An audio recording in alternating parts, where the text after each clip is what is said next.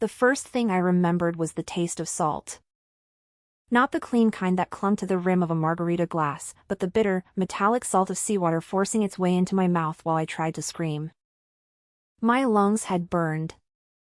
My fingers had gone numb. And somewhere in the black water ahead of me, Natalie Ward had been screaming my name. Emma! Then another wave had broken over us. I had reached for her because that was what I always did. I reached for people. I fixed things. I stayed late. I covered shifts. I remembered birthdays. I answered messages at 2 in the morning. I carried other people's panic until it became my own. So when Natalie's orange life vest had slipped farther into the dark, I had pushed myself toward her even though my own strength was already gone. I remembered touching her wrist. I remembered the panic in her eyes. I remembered her clawing at my shoulder and climbing over me because terror had made her forget everything except survival. And I remembered sinking. The last sound I heard in my first life was not her thanking me. It was the distant pulse of a rescue helicopter. I never reached it. When I opened my eyes again, I was staring at the ceiling of my apartment. For several seconds, I could not breathe. I rolled onto my side and coughed so hard my ribs hurt. There was no water. No black sky. No flashing rescue lights. Only pale morning leaking through my blinds and the low hum of my refrigerator. My phone was vibrating on the nightstand. I grabbed it with shaking hands. The date on the screen stopped my heart. Thursday, June 11th. The day before the island team trip. A message banner slid across the top of the screen. Natalie, don't forget you promised to sit with me on the boat tomorrow. Another message followed. Natalie, baby hates motion lately lol, so you're officially my emotional support person. A third. Natalie, also can you bring the ginger chews you got me last week? I stared at the words until the letters blurred. In my first life, I had answered immediately. Of course. I'll take care of you. This time, I set the phone down. My hands were still trembling. I walked to the bathroom and turned on the light. The face in the mirror was exactly mine from the day before the trip. 31. Alive.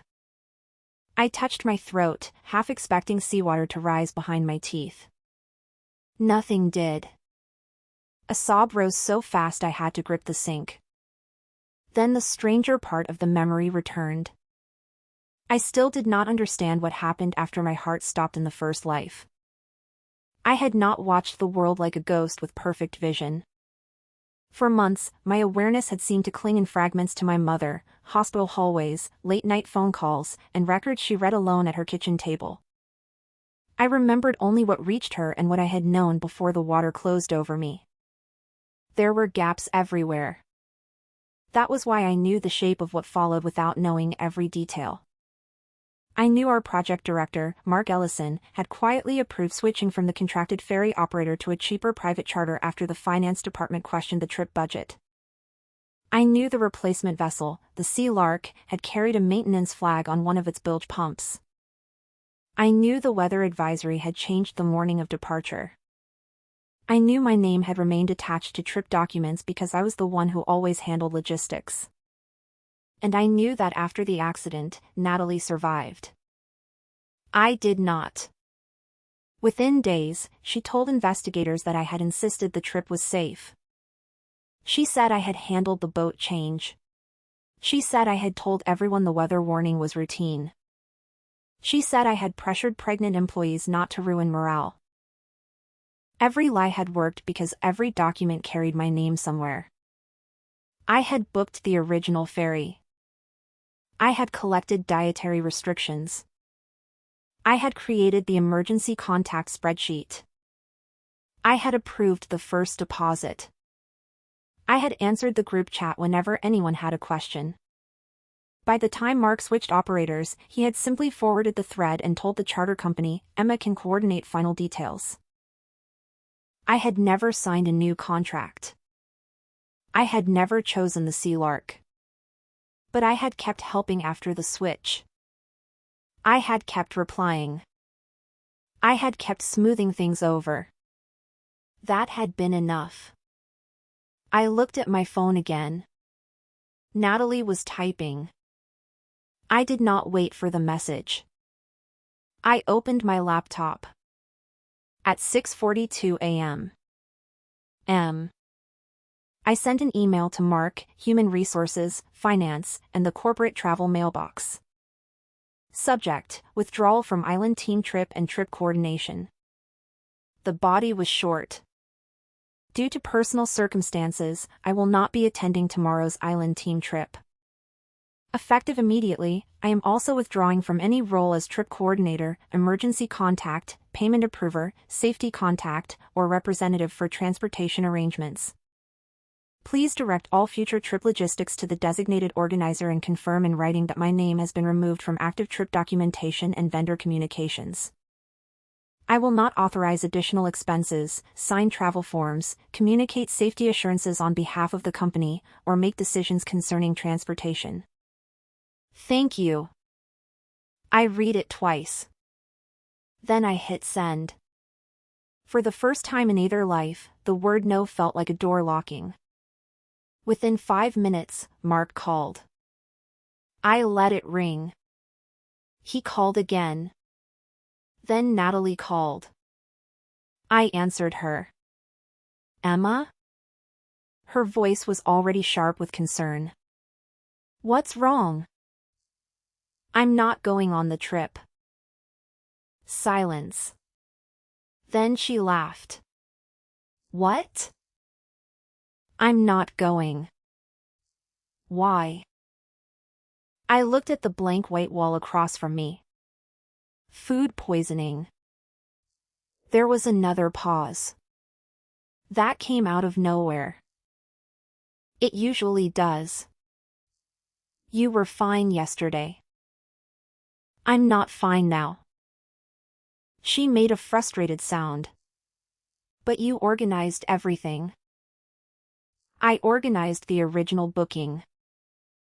That's basically the same thing. It isn't. The refusal came out calmer than I expected. Natalie exhaled.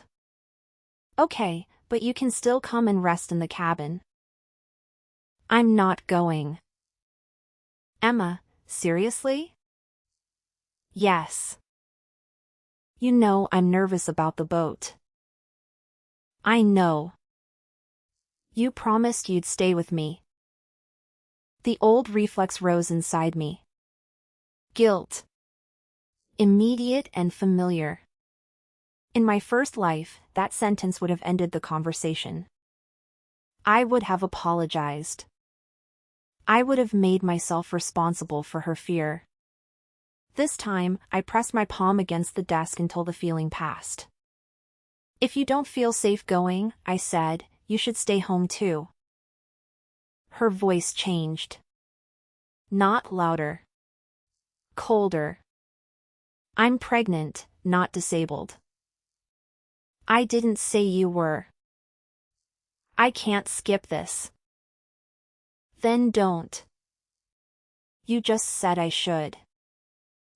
I said you should decide based on whether you feel safe. She went quiet. Then she said, Mark is going to be furious. That's between Mark and me. Everyone was counting on you.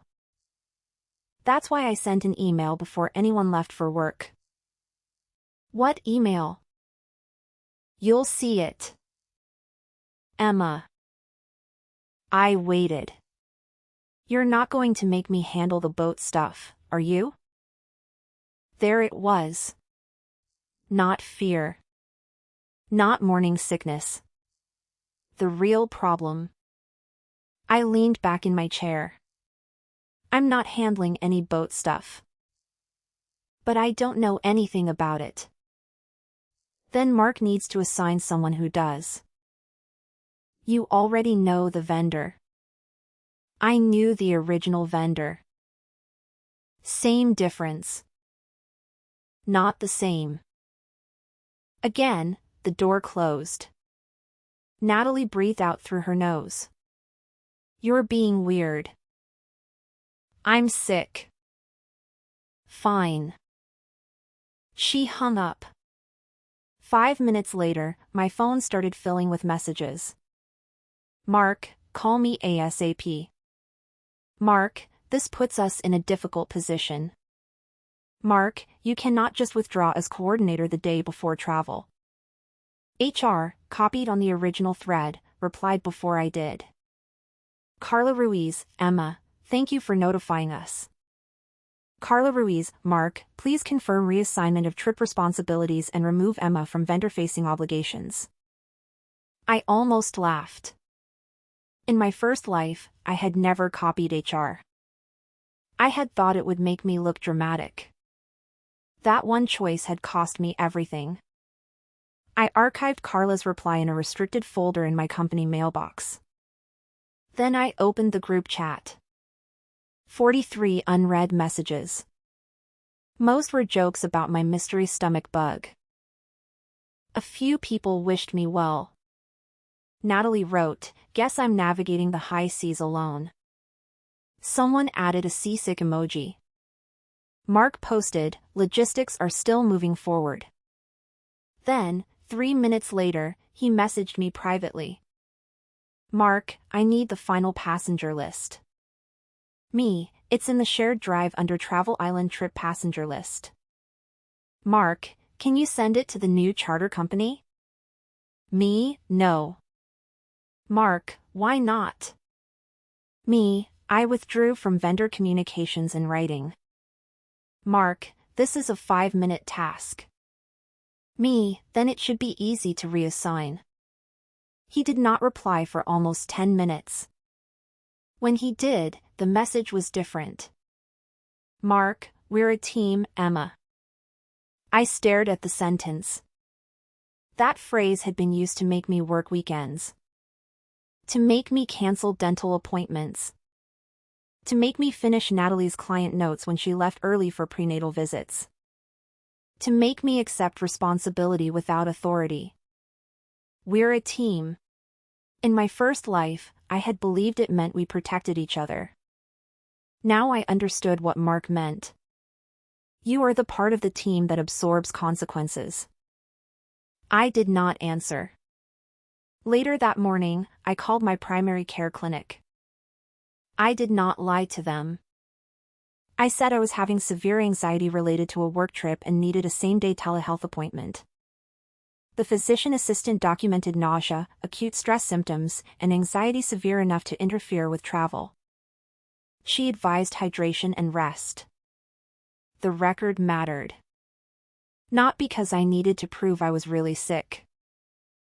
Employees could decline an optional recreational trip for any reason. But I had learned what people did after disasters. They rewrote ordinary choices into suspicious ones. I wanted a contemporaneous medical note establishing that I had withdrawn before the incident for a personal health reason, not because I secretly knew about a coming accident. Just after 9, Mark finally called again. This time, I answered.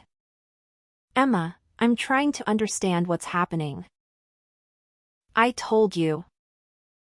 You're sick. Yes. But you also sent an unusually formal email withdrawing from every responsibility connected to the trip. I realized my name was still being used with vendors even after the transportation changed. That's administrative. It's also inaccurate. He sighed. Look, we switched boats because the ferry company changed the departure window. That was the first lie. The ferry company had not changed anything. Mark had chosen the cheaper charter after finance rejected his request to increase the entertainment budget. I knew that from the investigation in my first life. But I did not say so. I needed evidence from this life, not memories nobody could verify. What's the name of the new operator? I asked. Harbor Ridge Charters. And the vessel? A pause. Sea Lark. My fingers went cold. Hearing the name in this life made the room tilt. I saw black water. I saw Natalie's face disappearing beneath a wave. I closed my eyes. Emma? I'm here. See? Mark's tone softened. Everything is handled. Who approved the operator? I did. Who reviewed the insurance certificate? Another pause. The vendor provided it. Who reviewed it? Emma, this is exactly why I need you available. No. His tone hardened. You're being difficult. I'm asking because you called me. Fine. He exhaled. I'll have Derek take over logistics. Derek Mills was a junior account manager who had been at the company for 4 months. In my first life, he had been on the trip only as a junior attendee. He had never touched the logistics. This time, Mark was handing him a role he had never expected. I felt a flash of guilt. Then I stopped. Derek was an adult. He could decide what to accept. I could not save everyone by silently taking every task myself. Please send the reassignment in writing, I said. Unbelievable. Thank you. He hung up. A little after 10, an email arrived. Mark, effective immediately, Derek Mills will serve as primary logistical contact for tomorrow's team trip. Please direct transportation and vendor questions to him. Emma Carter will not be participating in the trip. I saved it. Then I did something I had never done in my first life. I stopped working on the trip. Completely. I did not check the meal list. I did not confirm water quantities. I did not remind people about sunscreen. I did not call the charter company. I did not ask whether Natalie had a doctor's note. I did not make sure everyone understood the forecast. I went back to my actual job. At noon, Natalie appeared at my apartment. I knew it was her before I opened the door because she knocked 4 times in the exact impatient rhythm she used at work. I stood behind the locked door. What do you need? Open up. I'm sick. I brought soup. I don't want soup. Emma. Her voice dropped. Don't be ridiculous. I opened the door but kept the security chain latched. Natalie stood in the hallway with a paper bag in one hand and her phone in the other. At 32 weeks pregnant, she had the careful posture of someone who was tired of people asking whether she needed to sit down. Her blonde hair was twisted into a clip. Her expression was annoyed, not worried. You look fine, she said. I'm glad. Can I come in? Not today. Her eyes narrowed. Are you mad at me? I'm not. Then why are you acting like this? I withdrew from the trip. I know. Then there's nothing else to discuss.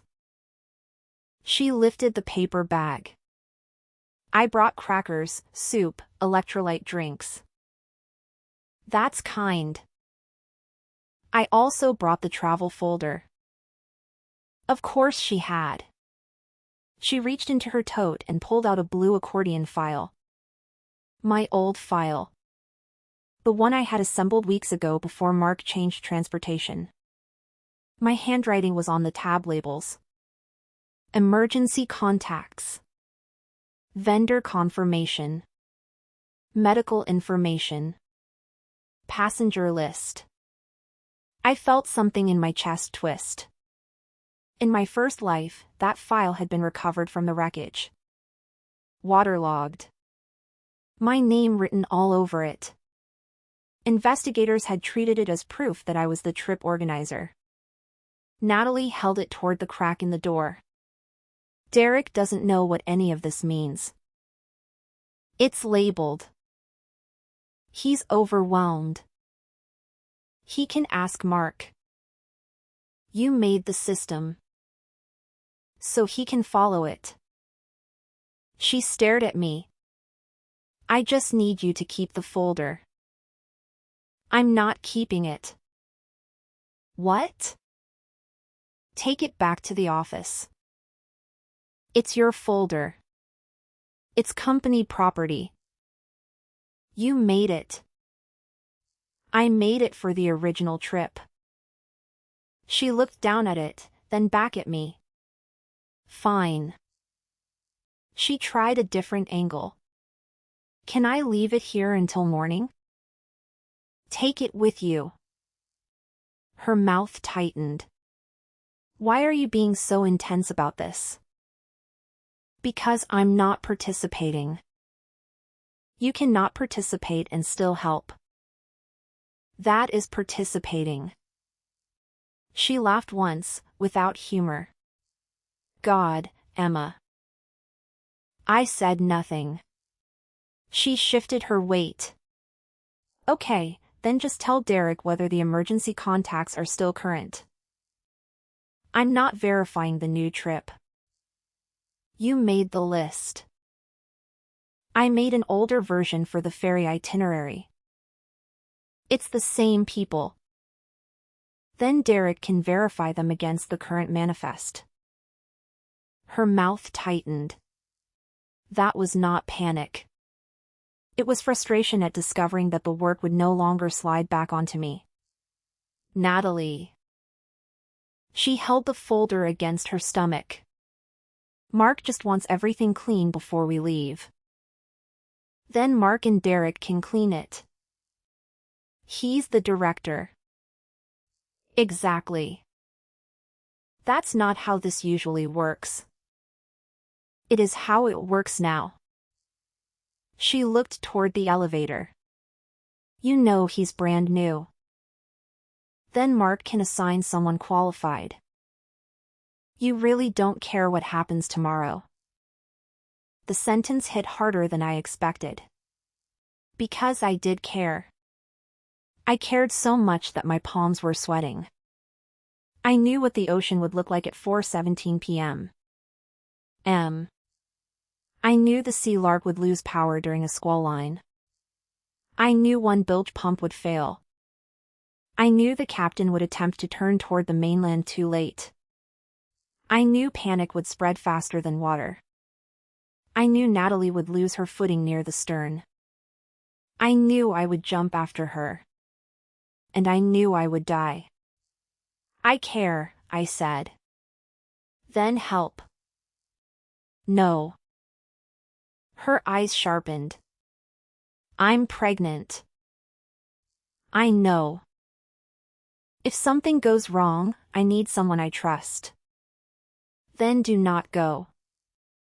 Her face changed.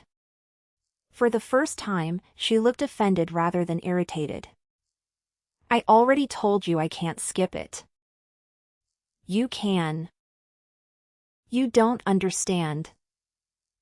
Then explain. She looked away. For several seconds, she said nothing. Then the truth slipped out. Mark is finalizing promotions next week. I waited. He wants senior staff who show commitment. You're not senior staff. I'm being considered. So you think missing an optional recreational trip could hurt your promotion? He didn't say that. But you think it. She pressed her lips together. This matters to me. I understand. No, you don't. Her eyes filled with sudden tears. Do you know how hard I've worked to prove pregnancy didn't make me less serious about my career? I do. Then stop telling me to stay home. I'm not telling you what to do. You are. I'm telling you what I'm doing. She stared at me. I let the silence stay. Finally, she shoved the folder back into her tote. Fine. She turned toward the elevator. Natalie. She looked over her shoulder. Before you go, ask Mark to send you the vessel name, insurance certificate, and weather policy in writing. She frowned. Why? Because you're nervous about the boat. You said you weren't involved. I'm not. Then why do you care? Because you're my friend. The old word hurt. Friend. In my first life, I had died believing that friendship required proof. This time, I wanted it to require boundaries. She shook her head. You're being dramatic. Then she left. That afternoon, she texted me. Natalie, Mark says everything is fine. Me, did he send the documents? Natalie, Emma. Me, that's a no. Natalie, stop. I did. Later that afternoon, an email arrived from Harbor Ridge Charters. It was addressed to Mark, Derek, and me.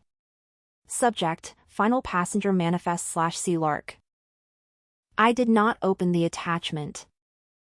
I replied immediately. I am not attending this trip and am no longer the trip coordinator. Please remove my email address from operational communications and direct all matters to Mark Ellison and Derek Mills. A few minutes later, the charter company replied. Understood. You have been removed from the manifest and communication list. I saved the email. Near the end of the workday, Derek called me. His voice was low. Hey, I know you're sick. What happened? Nothing. That word told me something had happened. I just have a question. Okay. Did you know they changed from the ferry to a charter boat? Yes. Did you approve it? I didn't. Mark said you were involved in the switch. I wasn't. Derek went quiet. I have a thread where he says, Emma already reviewed the basics. My stomach tightened. Forward it to me. I probably shouldn't. Then forward it to HR. Another pause. Is there something wrong with the boat? I don't know.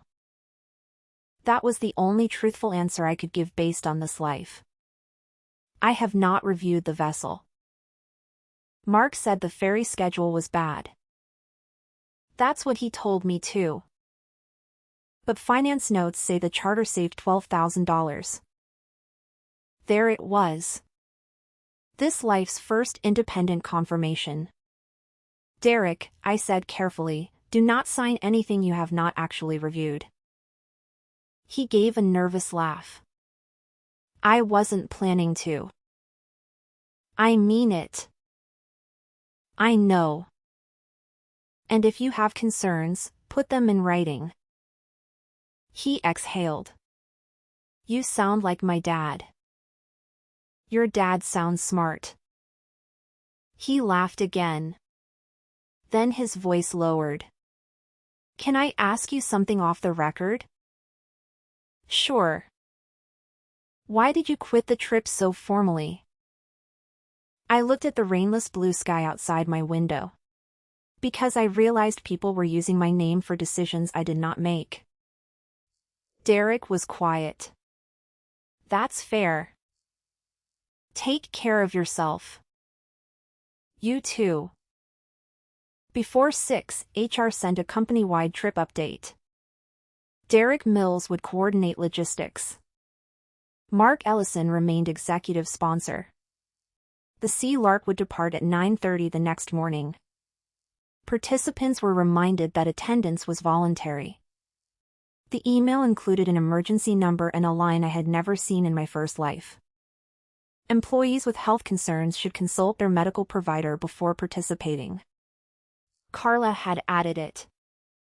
I stared at the sentence for a long time. Then I forwarded the email to Natalie with no comment. She responded 3 minutes later. Natalie, I already talked to my doctor weeks ago. Me, okay. Natalie, she said pregnancy isn't an illness. Me, did she say you should take this trip? Natalie, you're obsessed. I did not answer. That evening, my mother called. You sound tired. I am. Work? Something like that. You want to come over? I almost said no. Then I remembered my funeral. My mother standing beside a framed photograph because there had been no body to bury for 6 days. I closed my eyes. Yes. She lived 20 minutes away. I packed an overnight bag. Before leaving, I opened the shared drive one last time. Not to work. To protect myself. I saved read-only copies of the original ferry proposal, my original passenger spreadsheet, the emails showing the date Mark took over the operator change, and the message assigning Derek in a restricted folder on my company drive. Then I logged out. At my mother's house, she made tea and did not ask why I stared at the weather app every 10 minutes. The forecast still looked manageable. Scattered thunderstorms after 3. Marine advisory possible. In my first life, the advisory had upgraded at 7:12 the next morning. Late that night, Natalie texted. Natalie, still alive? Me, yes. Natalie, miraculous recovery? Me, resting. Natalie, I need one thing. My pulse quickened. Me, what? Natalie, Derek says the emergency sheet needs a contact person who is not on the boat. Me, then list HR or the company emergency line. Natalie, they want someone who knows everyone. Me, no. Natalie, you literally made the list. Me, I am not serving as emergency contact. Natalie, it's just a phone number. Me, no. Natalie, if there's an emergency, you'd rather strangers call HR than you? I stared at the screen. That sentence was designed to make refusal feel immoral. In my first life, it would have worked. Me, yes. Her reply came immediately. Natalie, wow. Then, Natalie, good to know who you really are. I placed the phone face down. My mother looked at me from across the kitchen table. You don't have to answer that. I looked up. What? Whatever is making your face look like that? I almost cried. I think I've spent a lot of my life answering things I didn't have to answer. She reached across the table and squeezed my hand. Then maybe stop. At 7:12 the next morning, the marine advisory changed. Exactly as I remembered.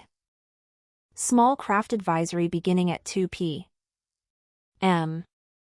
Thunderstorms likely. Wind gusts up to 30 knots. I sat up in bed. My heart was pounding. For several seconds, the knowledge of the future crushed everything else. I could call them. I could scream. I could tell them the boat would sink. But what would they hear? A sick coworker predicting a disaster with impossible certainty. And if the conditions changed because of my warning? If they delayed by an hour? If the captain took another route? I did not know. Rebirth had given me one previous timeline, not omniscience.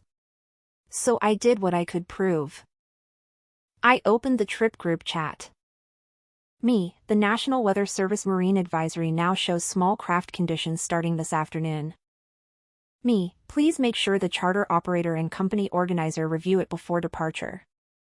Me, I am not involved in the trip, but I wanted everyone to have the public information before deciding whether to go. I attached a screenshot with the timestamp and advisory link. Then I stopped. I did not tell them what choice to make. I did not claim the boat would sink. I did not beg. Within minutes, reactions appeared.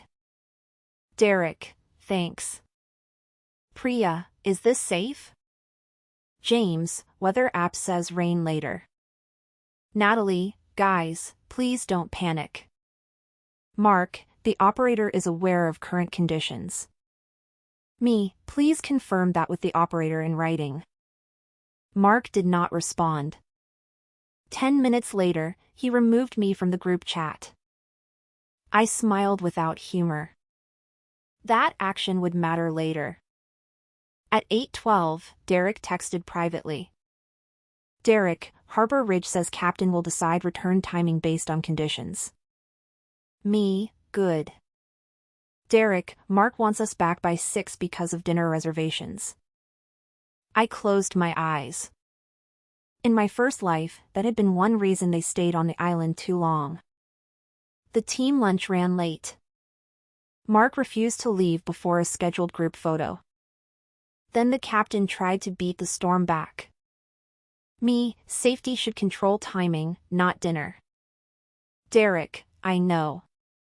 Me, put that in writing to Mark. Derek, already did. At 8:45, Natalie sent me a photo. She was standing at the marina in a white sundress, one hand on her belly, sunglasses on her head. Behind her, the sea lark floated at the dock. The sight of it made me nauseous. Natalie, look, still alive. I did not answer. At 9:17, another message. Natalie, captain says water is fine. At 9:28. Natalie, last chance to stop being dramatic and come. I stared at the photo. In my first life, I had been standing beside her when it was taken. I had worn a blue company polo and carried the emergency folder. I had smiled. This time, there was empty space beside Natalie. I saved the image. Not because I wanted a souvenir. Because it showed her at the marina, with the vessel visible behind her, before departure. At 9:36, Derek texted. Derek, we're off. I put the phone down. My mother asked if I wanted breakfast. I said yes. I ate toast I could barely taste. At 11:15, I forced myself to go outside. At noon, I helped my mother repot 2 herbs on her balcony. At 1, I checked the weather.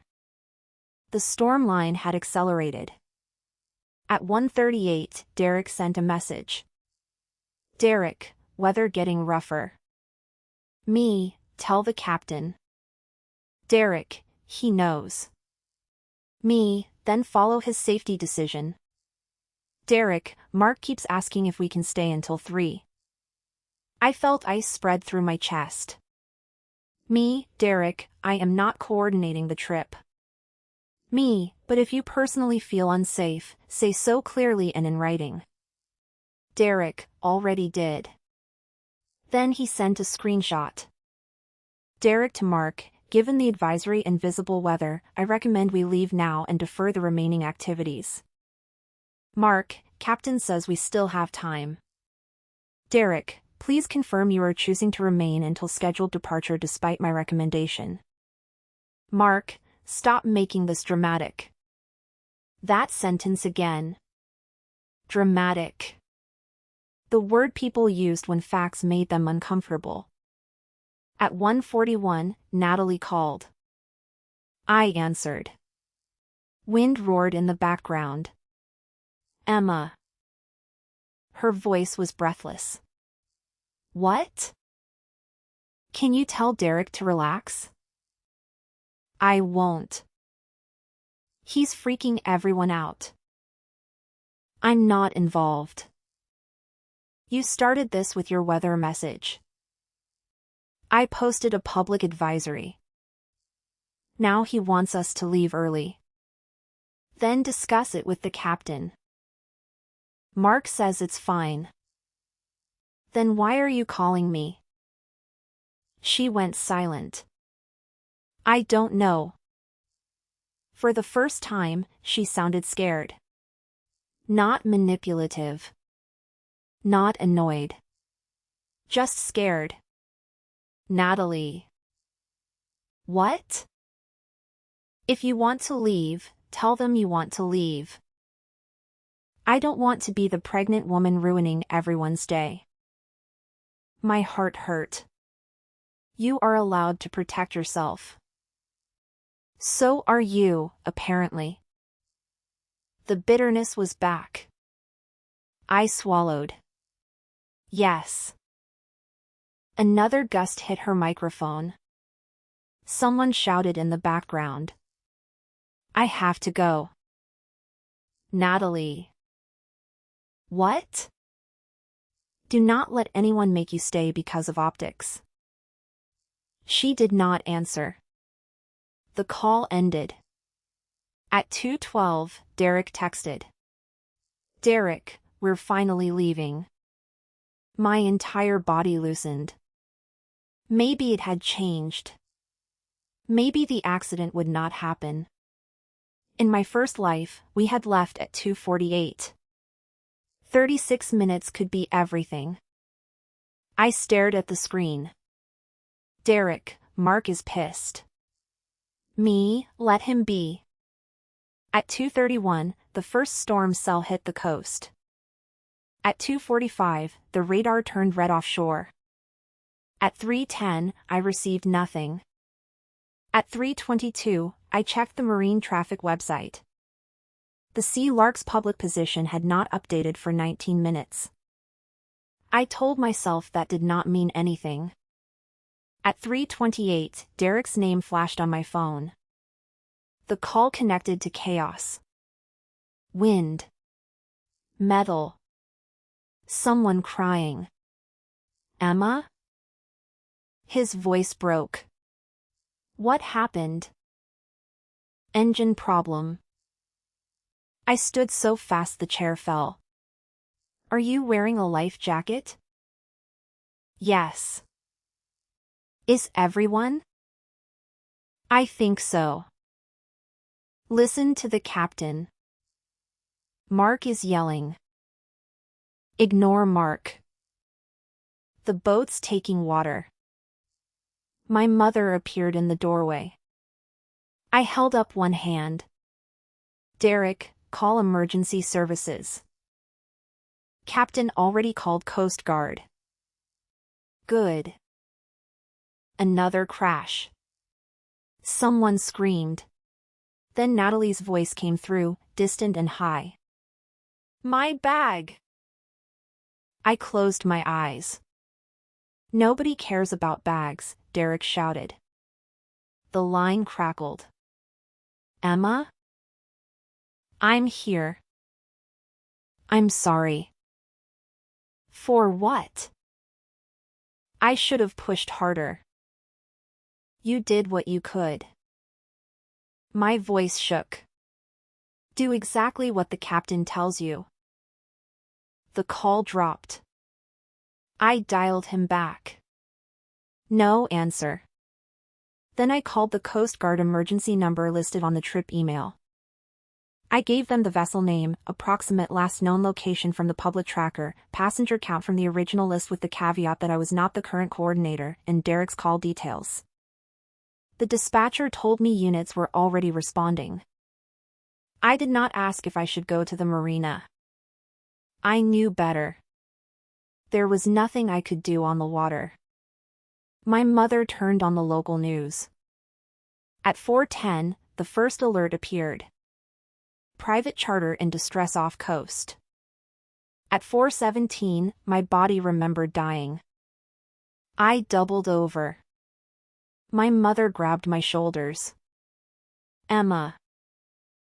I'm okay. You're not. I'm here. I said it again. I'm here. At 4:24, the company emergency line called.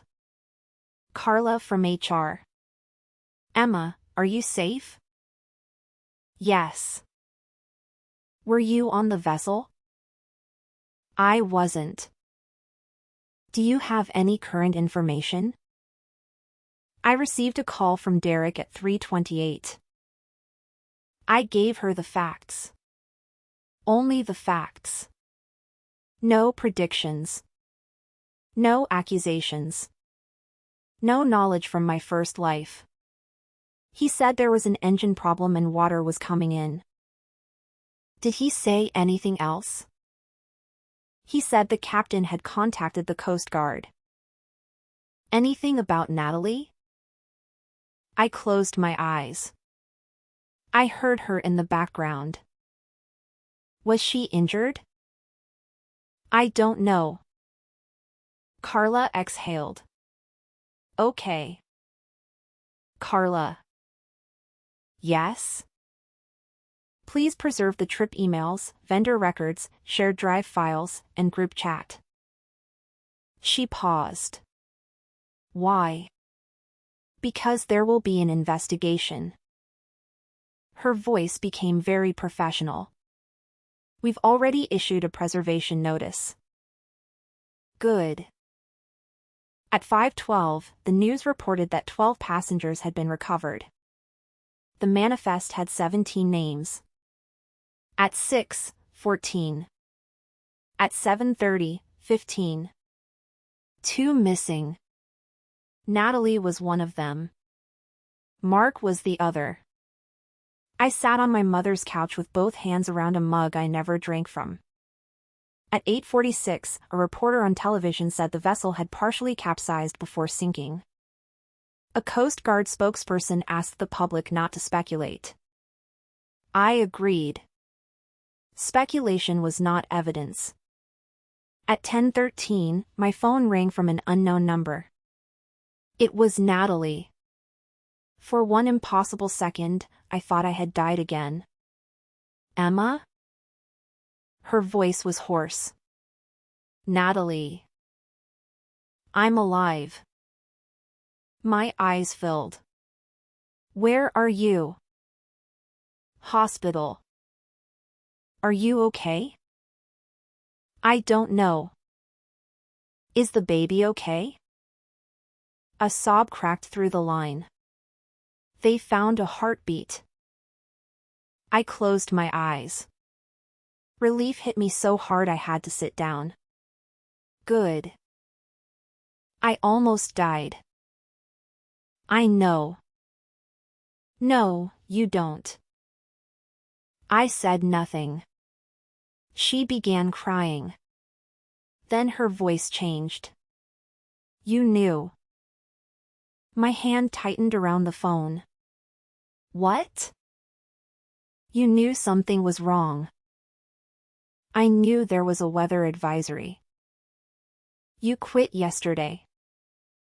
I was sick. You sent that weird email. I removed myself from a trip I wasn't attending. You kept asking about the boat. I asked who approved it after Mark called me. You knew. I did not know the boat would sink. That was a lie in the deepest sense, but it was also the only statement this world could evaluate. She breathed hard into the phone. Mark is still missing. I'm sorry. He told everyone you handled the charter. There it was. The first piece of the old script. I looked at my mother. She could not hear Natalie, but she saw my face change. Natalie, I did not handle the charter. He said you had. Then he was wrong. He said you reviewed it. I did not. He said you quit because you got nervous after approving it. That is false. She was quiet.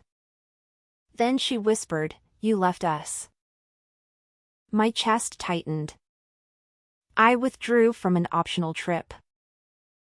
You left us. I told you about the weather advisory. You could have stopped us. How? You could have come. The sentence was so irrational that for a moment I could not answer. How would my presence have stopped the accident? You always know what to do. There it was. Not love. Expectation. The belief that I existed to absorb emergencies. I'm not a Marine captain. You would have helped.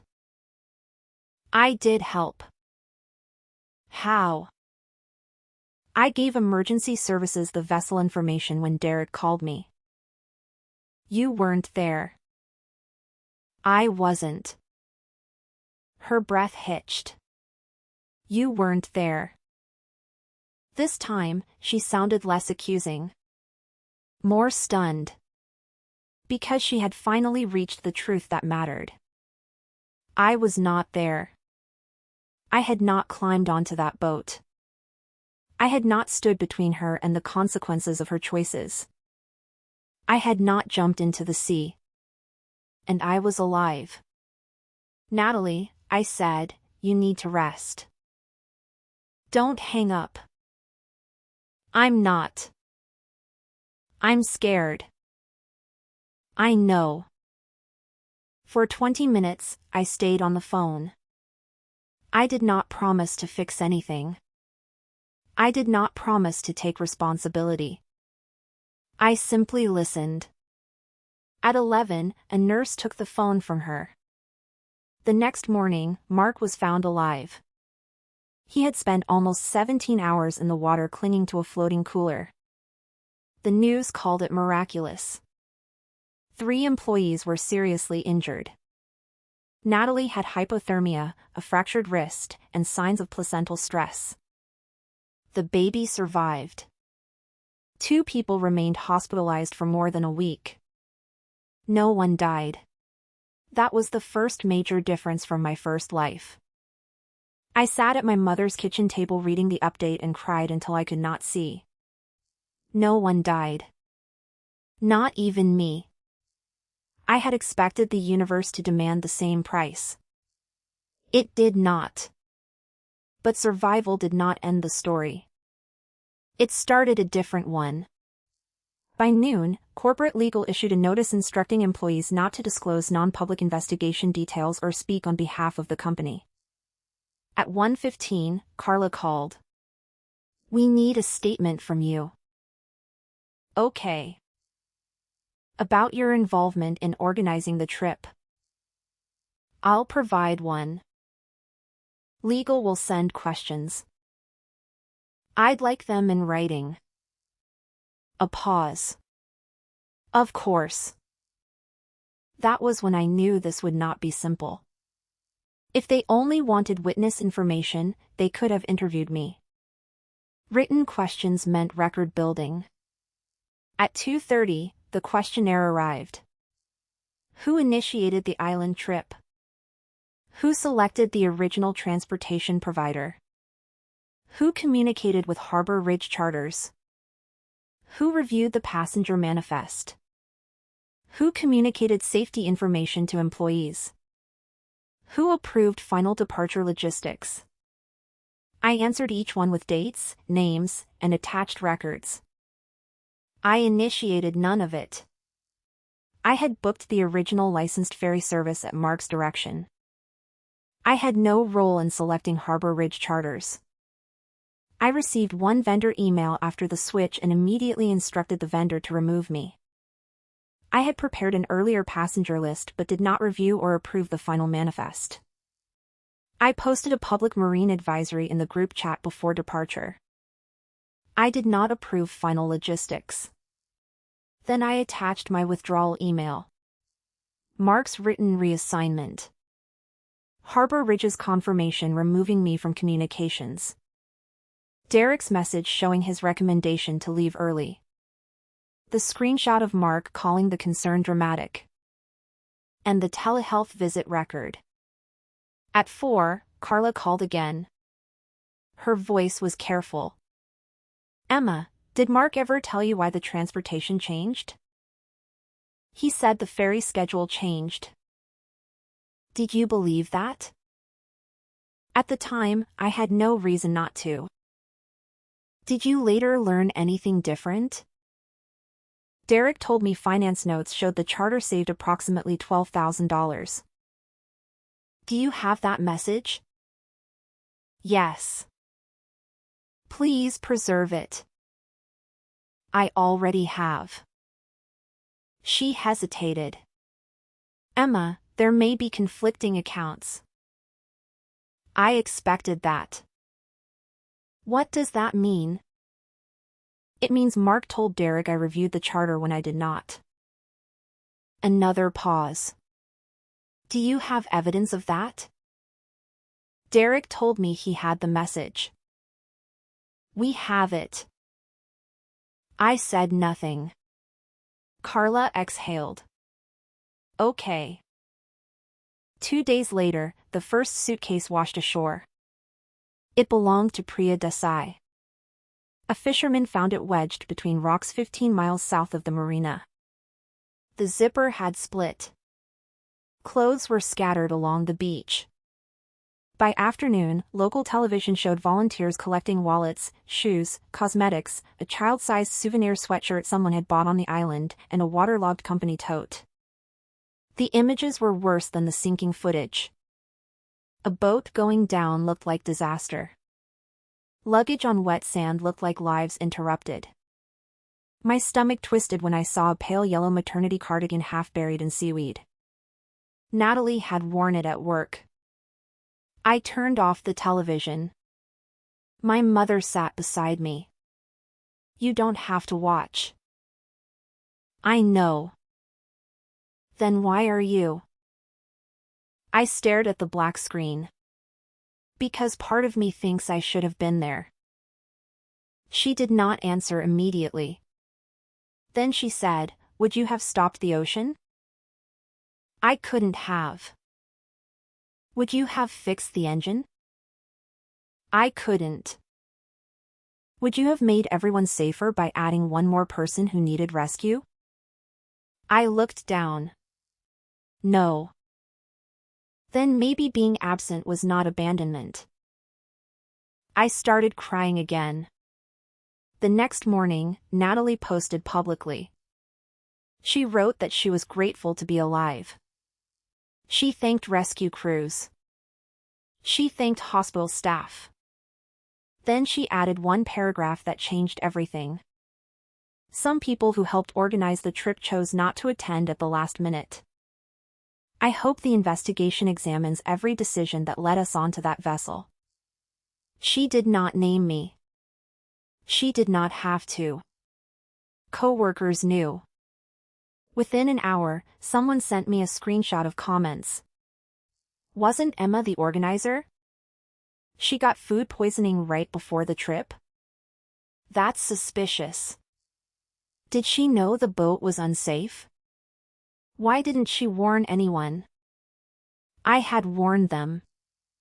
But the story Natalie was building was emotionally stronger than the facts. Pregnant survivor. Coworker mysteriously withdraws. Boat sinks. People love patterns. Even false ones. I did not respond online. Instead, I forwarded the post to Carla and legal. At noon, HR placed Mark on administrative leave pending investigation. Derek called me that evening. I'm sorry. For what? I told them everything. You should. He's saying you approved the vendor. I know. He has a PDF with your name on it. My skin went cold. What PDF? The trip summary.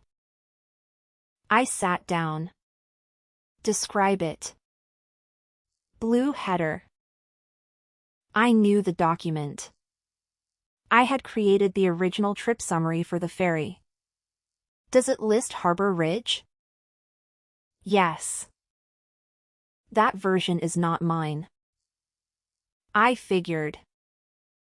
How? The metadata says it was modified the night before the trip from Mark's account. My pulse slowed. A clean fact. A real one. Did legal see that? Yes. Good. Emma. What? He says you told him to use your template. I did not. I know. How do you know? Because the revision history shows he replaced the ferry section himself. That was the second layer. Documents did not care who sounded more emotional. They remembered. The following Monday, the company announced an external investigation. An independent risk firm would review vendor selection, travel approvals, safety communications, and employee conduct. Everyone involved received instructions to preserve devices and messages.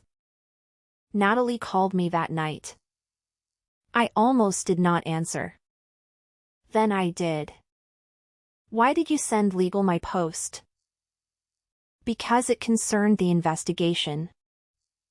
You're trying to make me look guilty. I didn't write it. You know what I meant. I know what you're implying. She breathed hard.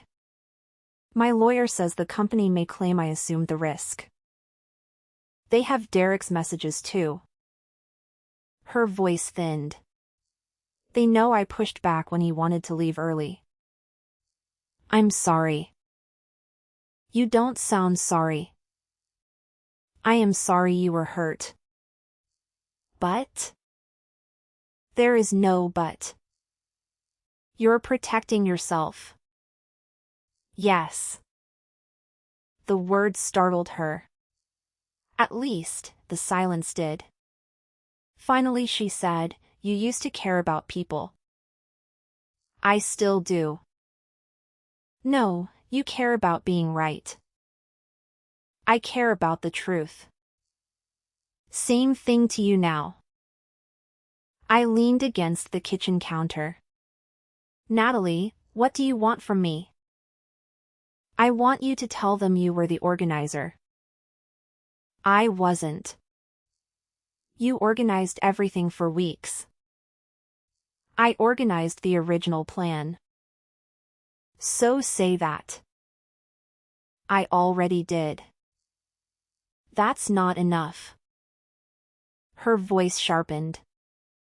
Say you were responsible. For what? For the trip. I was not responsible for the charter switch, the departure decision, or the return timing. You made the passenger list. I made an earlier list. You made the emergency folder. For the original itinerary. You posted the weather warning. Yes. Because you knew there was a risk. Everyone could see the advisory. But you knew enough to stay home. I withdrew before the advisory was posted. She went quiet. Then she said something that made everything inside me settle. You're always better at this stuff than I am. I waited. If something went wrong, you could recover. The words were almost identical to what she had said in another context in my first life. You're better at handling pressure. You can fix anything. It won't ruin you. I closed my eyes. Natalie, do you hear what you're asking? I'm asking you to help. You're asking me to accept responsibility for decisions I did not make because you think I can survive the consequences better than you. That's not what I said. It is. No. You want me to absorb the damage. I almost lost my baby. I know. I could lose my job. I know. You don't have kids. There it was. The value system underneath everything. Your life can take the hit. Mine matters more. I spoke softly. That doesn't make my career expendable. I didn't say that. You don't have to. She began crying. For a moment, guilt nearly dragged me backward. Then I remembered Blackwater. I remembered dying under her hands. I'm not going to lie for you. I'm not asking you to lie. You are. She hung up. I saved the call log. 2 days later, the external investigator interviewed me. Her name was Denise Hall. She was in her 50s, calm, direct, and unimpressed by emotion. We met by video. A company attorney attended but did not control the questions. Denise began with the original trip. Who first proposed an island retreat? Mark. When? April 3rd. How do you know? I have the kickoff email. Why were you coordinating? Mark assigned me. Was it within your job description? No. Did you object? No. Why not? Because I usually handled extra logistics. Were you compensated for that role? No. Did you have authority to select vendors? For the original ferry, I gathered quotes and Mark approved the choice. Did you select Harbor Ridge? No. Did you speak with Harbor Ridge before your withdrawal? No. She looked down. We have an email from Mark to Harbor Ridge dated June 9 stating, Emma has reviewed the arrangement and will handle final details. He did not ask me before writing that. Did you later handle final details? No. We have one email from Harbor Ridge addressed to you. I replied asking to be removed. She nodded. We have that. Then she asked, why did you withdraw? Personal health reasons and concern about my name being used for decisions I did not make. Were you aware of safety issues with Sea Lark before withdrawing? I had not reviewed the vessel. Were you aware of the weather advisory? Not when I withdrew. When did you become aware? The next morning. What did you do? I posted it in the group chat. Why? So participants had the public information. Did you advise them not to travel? No. Why not? I did not have professional authority to determine whether the vessel could operate. Denise nodded once. That is appropriately cautious. The company attorney looked at her. She ignored him. Did anyone ask you to serve as emergency contact after withdrawal? Yes. Who? Natalie. Did you agree? No. Why? I did not want continuing operational responsibility for a trip I was not attending. Did anyone criticize that decision? Yes. Who? Natalie and Mark. Do you have written evidence? Yes. I shared the messages. Denise read silently. Then she asked, "What was your relationship with Natalie before the trip?" "We were close." "Friends?" "Yes." "Did you regularly perform work for her?" "Sometimes." "How often?" "I thought about it. More than I realized." "What kind?" "Finishing client documentation when she left for appointments. Reviewing presentations. Covering meetings. Handling travel arrangements." "Did she reciprocate?" The question surprised me.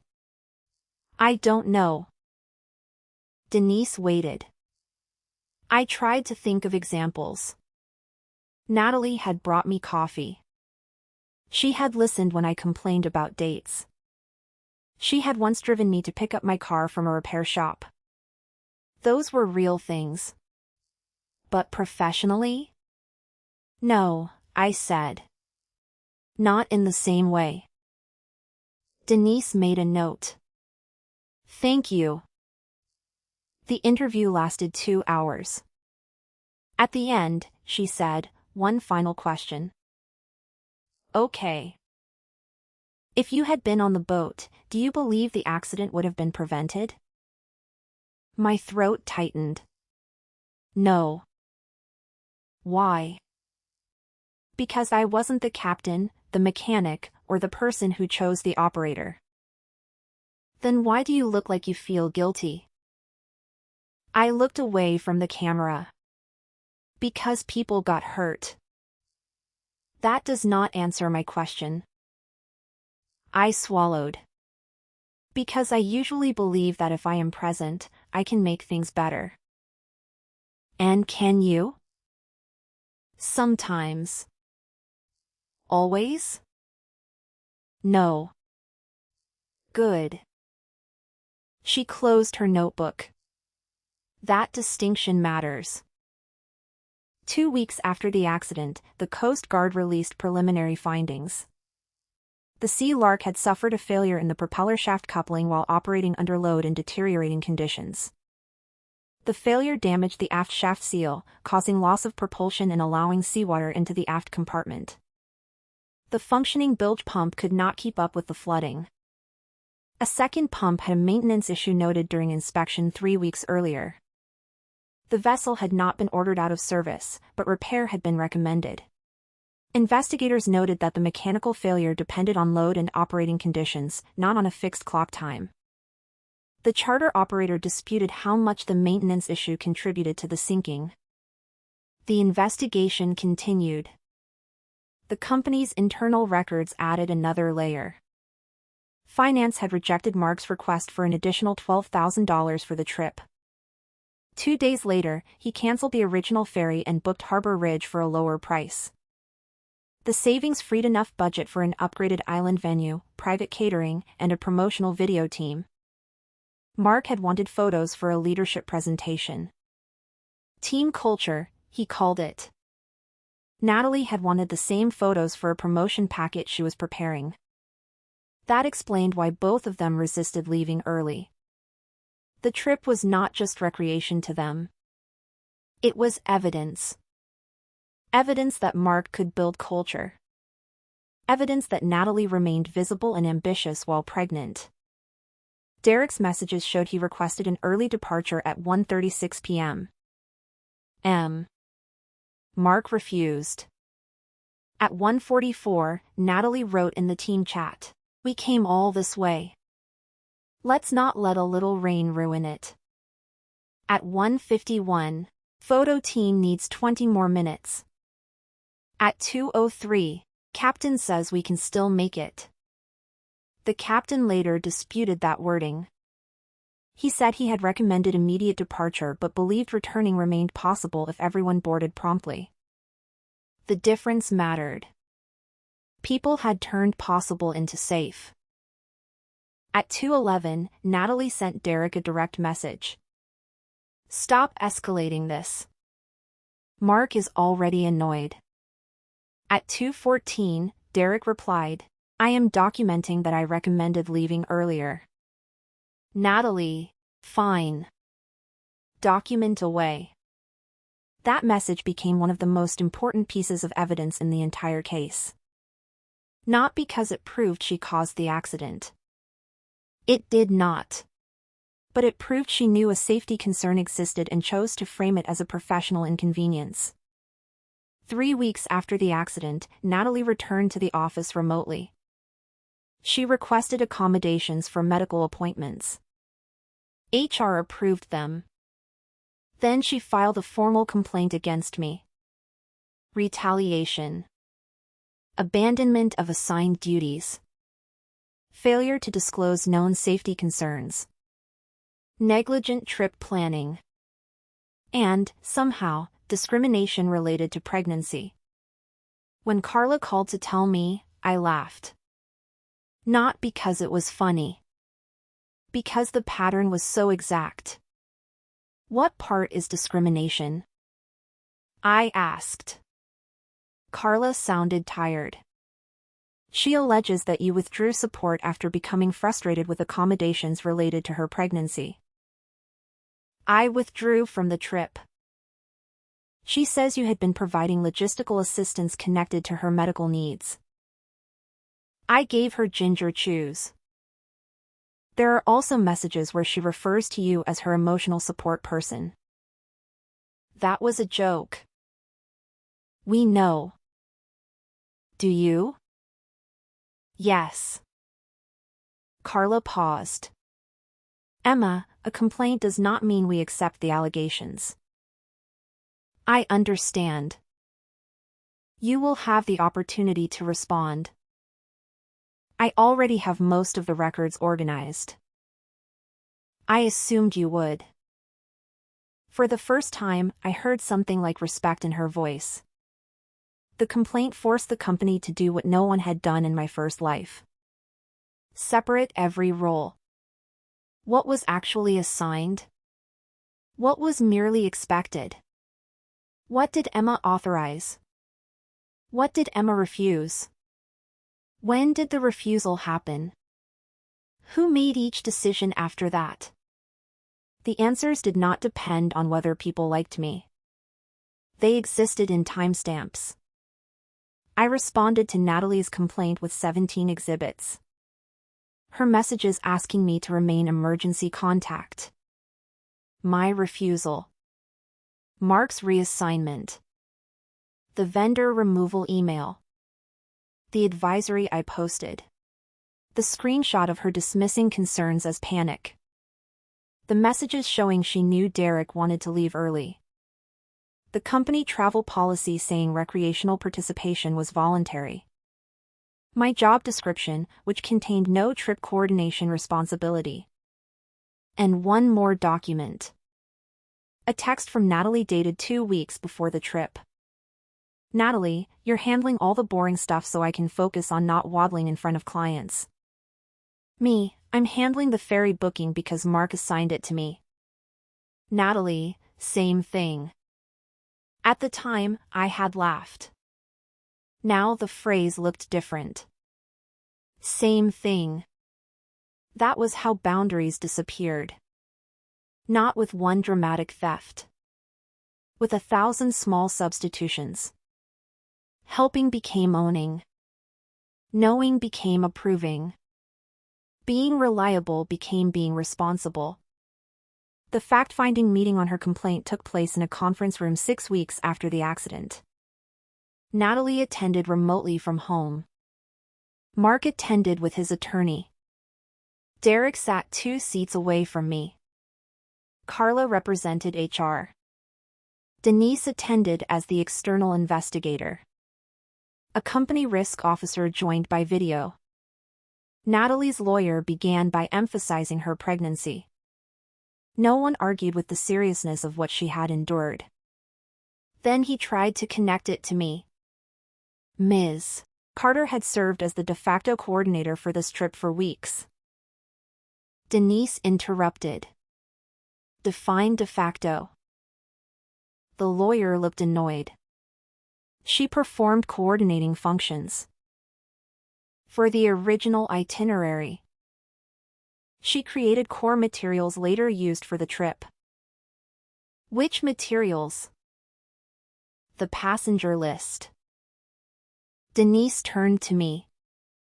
Was the final passenger manifest created by you? No. Who created it? Derek updated my earlier list after reassignment. Derek nodded. I did. The lawyer continued. Ms. Carter also had knowledge of the weather risk. So did every participant after she posted the public advisory, Denise said. She nevertheless failed to make clear that conditions were dangerous. Was she qualified to make that determination? The lawyer hesitated. No. Then what exactly should she have said? He changed direction. She withdrew under suspicious circumstances less than 24 hours before travel. I slid the telehealth record across the table. My medical visit documented acute gastrointestinal symptoms and stress. The lawyer glanced at it. After you had already withdrawn. Correct. Convenient. Denise looked at him. Are you alleging she fabricated illness?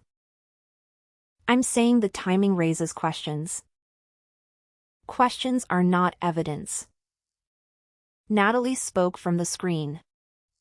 She knew. Everyone turned. Her face was thinner than before the accident. Her wrist was still in a brace. I know how Emma acts when she's nervous. Her voice shook. She knew something was wrong with that boat. I looked at her. Natalie, what exactly do you think I knew? You kept asking about it. After Mark called me. You told me to ask for insurance. Yes. You told me not to go if I felt unsafe. Yes.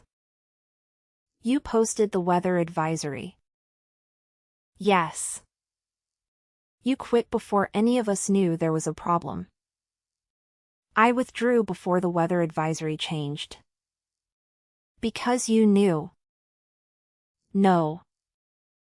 You're lying. Denise raised a hand. Natalie. No. She leaned toward her camera. She always knows things. She always sees problems before everyone else. The room went quiet. Then Derek spoke. That doesn't make her responsible for us. Natalie looked at him. You don't understand. I was on the boat. I know. She told me to put my concerns in writing. Exactly. Derek frowned. What do you mean exactly? She was building a record. The lawyer seized on it. Yes. That is our concern. Ms. Carter appears to have anticipated litigation. I almost admired the move. Almost. Then Denise opened a folder. Actually, Ms. Carter appears to have anticipated being blamed. No one spoke. Denise continued. After reviewing 18 months of project emails, approval records, and message threads, we found repeated instances in which Ms. Carter was assigned informal responsibility without decision-making authority. Mark shifted in his seat. This isn't relevant. It is directly relevant to why she documented her withdrawal.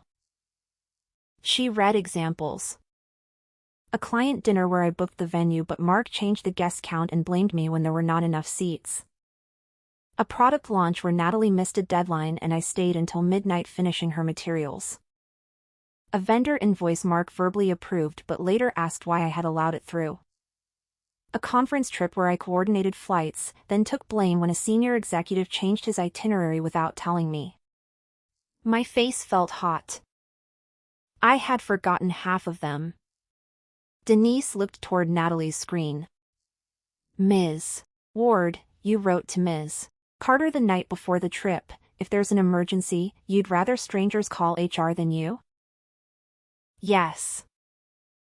Why did you want her to remain emergency contact? Because she knew everyone. Was she attending? No. Was she the designated coordinator? She had been. Not at that time.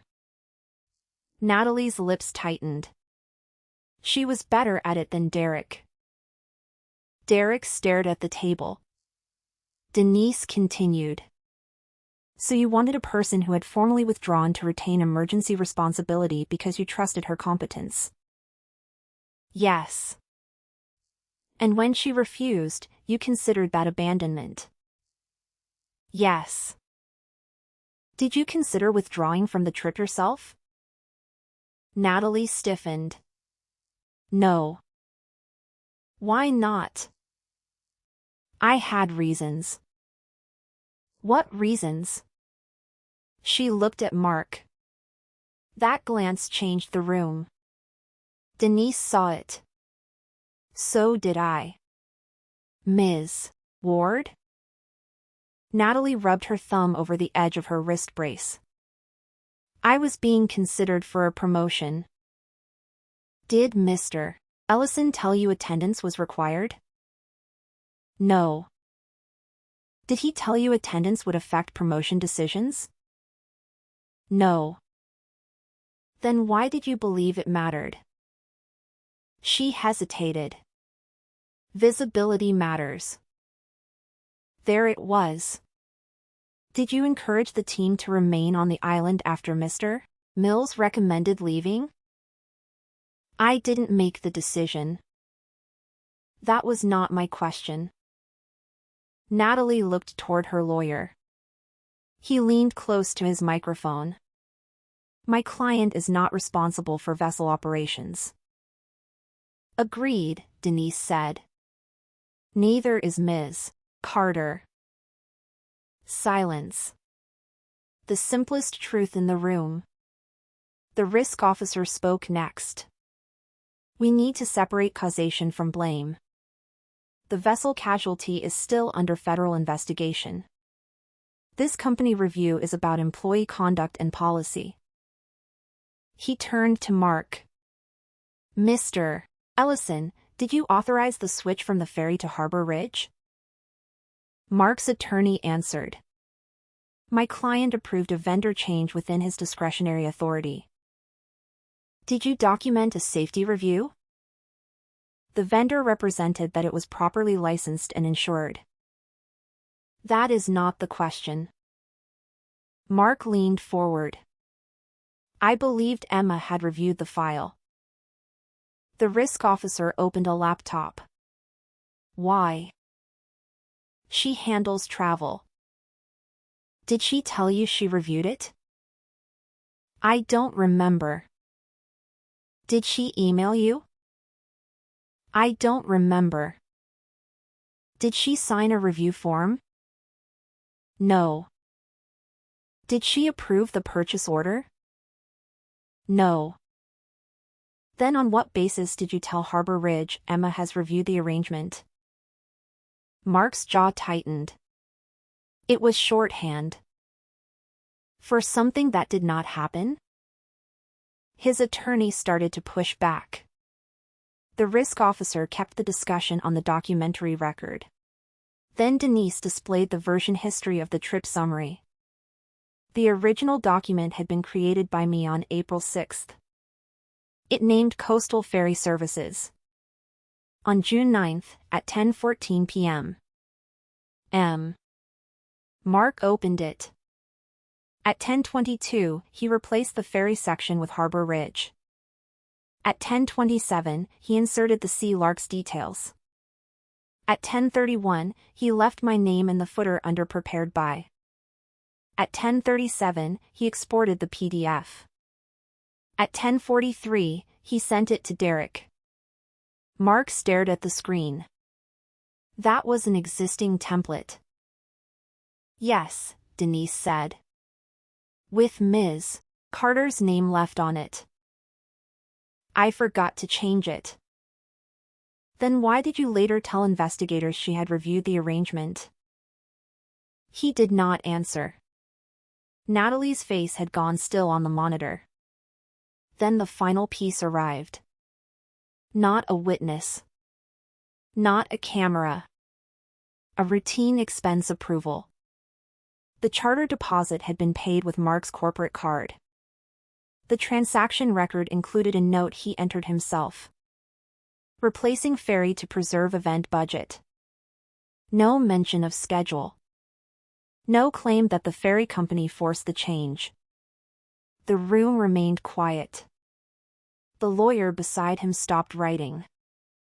The risk officer asked, Mr. Ellison, did cost savings motivate the switch? Mark rubbed his forehead. It was one factor. Was maintaining the upgraded venue package another? Yes. Did you tell participants that?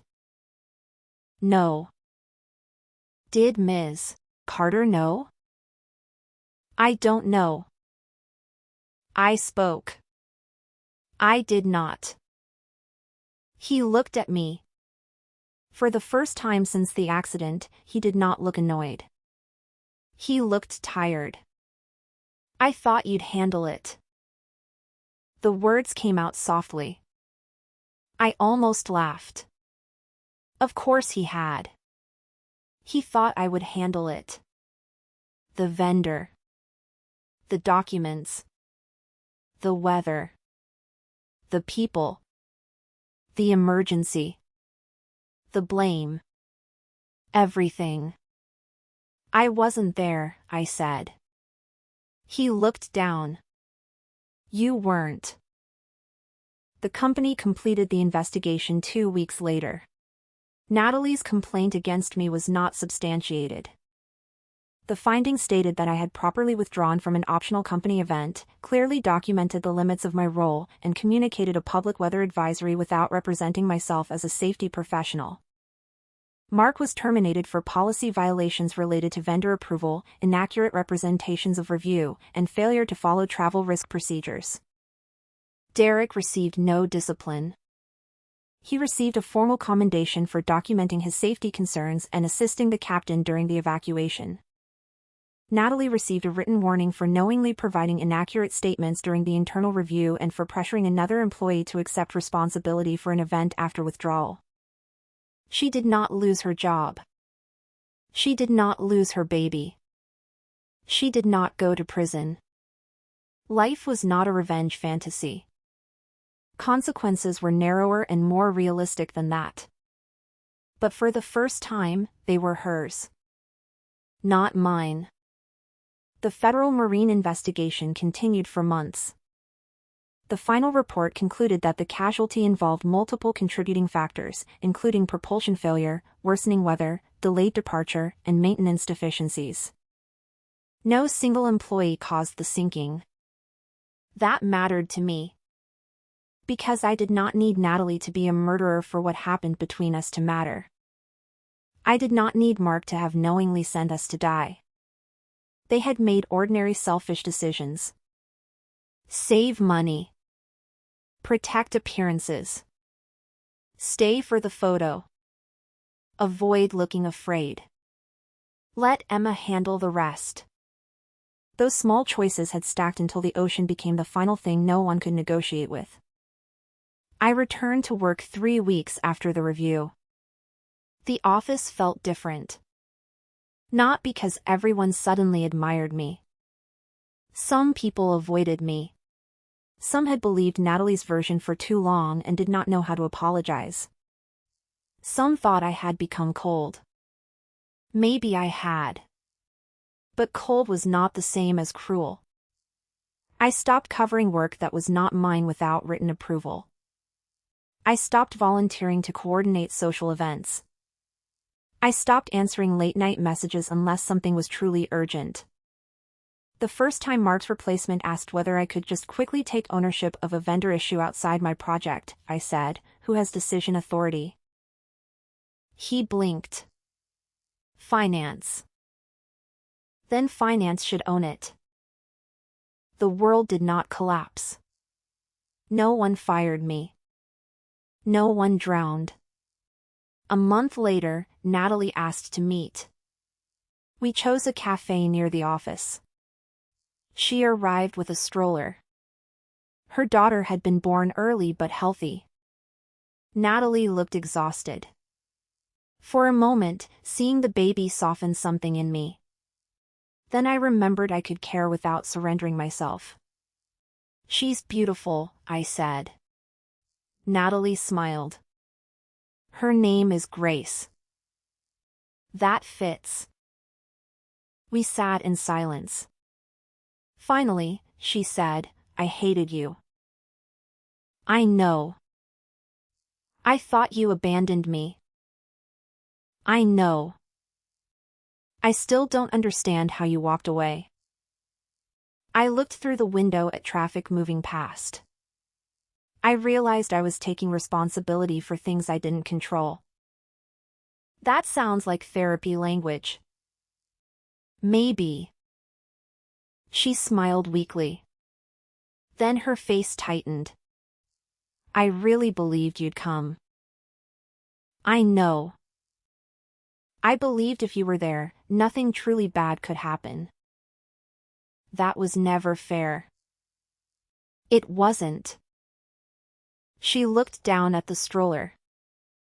I see that now. I did not rush to forgive her. She continued. When the boat started going over, I looked for you.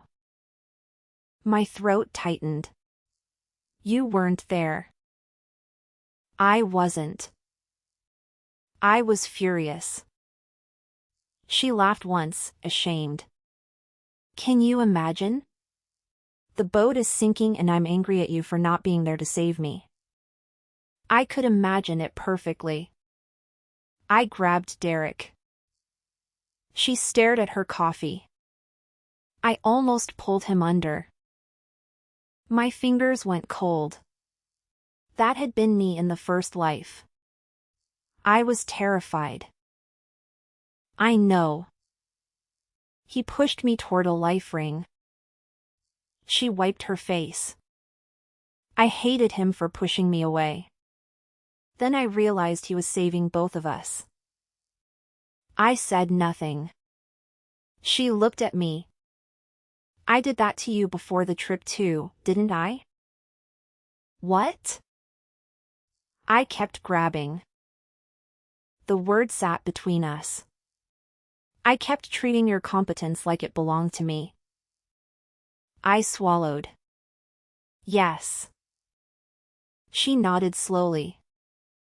I'm sorry. I looked at Grace. Then back at Natalie. I believe you. Her eyes filled. Does that mean we're okay? No. She flinched. I kept my voice gentle. It means I believe you're sorry. She looked down. After a moment, she nodded. That's fair. We finished our coffee. When we stood, she reached for the diaper bag, the stroller, and her coat all at once. For half a second, the old version of me moved automatically. I almost took the bag. Then Natalie stopped herself. She settled the strap over her shoulder. I've got it. I smiled. I know. That summer, I transferred to a different division. Not because the company forced me out. Because I wanted work where my reliability was not treated as an unlimited public resource. Derek became a friend. A cautious one. We did not bond over trauma so much as over the fact that both of us had learned to document everything. My mother teased us about it. Normal people don't screenshot weather advisories before brunch. Normal people should, Derek said. By September, I could hear the word island without tasting salt. By October, I could watch rain hit the windows without counting seconds between lightning and thunder. By November, I stopped waking at 4:17 in the afternoon with my heart racing. The ocean still frightened me. That was fine. Some fears deserved respect. The final Marine report arrived in December. I read it once. Then I closed the file. No revelation waited inside. No secret villain. No dramatic confession. Just a chain of preventable decisions, mechanical failures, poor judgment, and luck. That was enough. In my first life, I had believed tragedy required someone to be evil. In this life, I understood something worse. Sometimes people only had to be careless with responsibilities they expected someone else to carry.